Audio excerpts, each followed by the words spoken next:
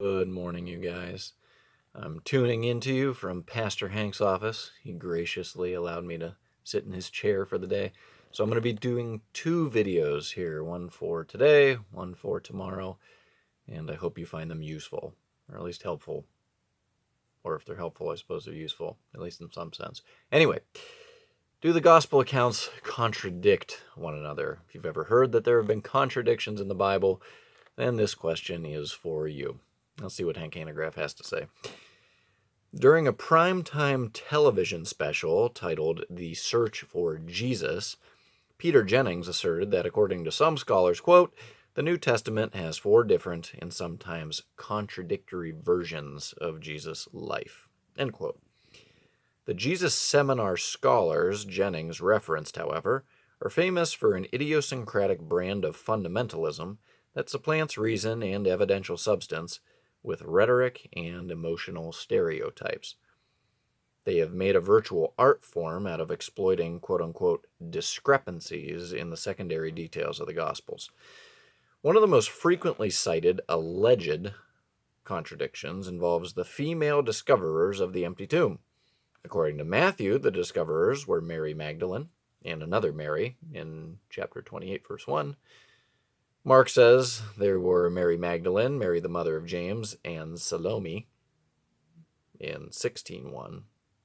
Luke claims Mary Magdalene, Joanna, Mary the mother of James, and others in 24:10, and John focuses solely on Mary Magdalene, John 20, verse 18. In providing a defensible argument against such dogmatic assertions, it is first helpful to point out that the Gospels are complementary rather than contradictory. If John, for example, is cited above as saying that Mary Magdalene was the only female to discover the empty tomb, while the other Gospels claim that more than one woman was involved, we would be faced with an obvious contradiction. Instead, the complementary details provided by the 4 Gospel writers simply serve to flesh out the rest of the story. In other words, if I was going to the mall, we still have a mall in Marquette here, don't we? Anyway, if I was going to the mall and I saw Pastor Brian and Pastor Hank walking in the mall, and I came home later that day and I said to my wife, I saw Pastor Hank in the mall. It does not follow from that I only saw Pastor Hank in the mall. It just follows that I saw Pastor Hank in the mall. I could have still seen Pastor Brian as well.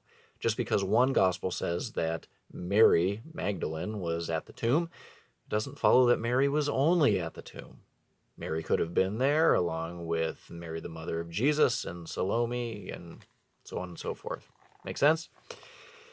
Furthermore, credible scholars look for a reliable core set of facts in order to validate historical accounts.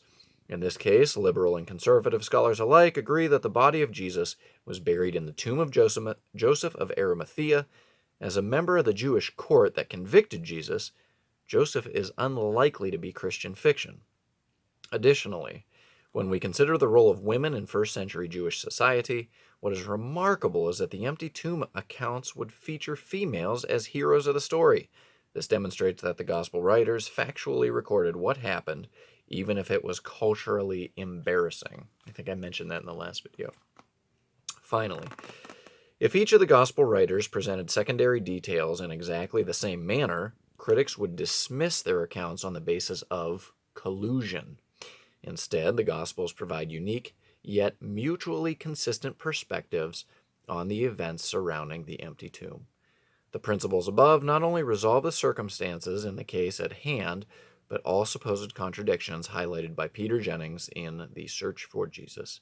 We can safely conclude that, far from being contradictory, the Gospel accounts are clearly complementary.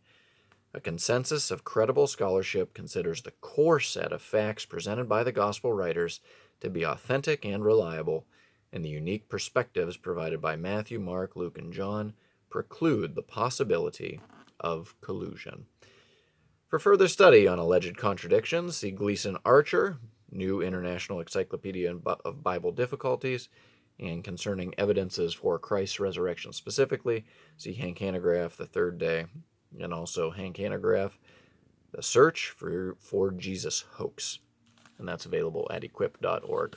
Hope this was helpful. Have a great day. See ya.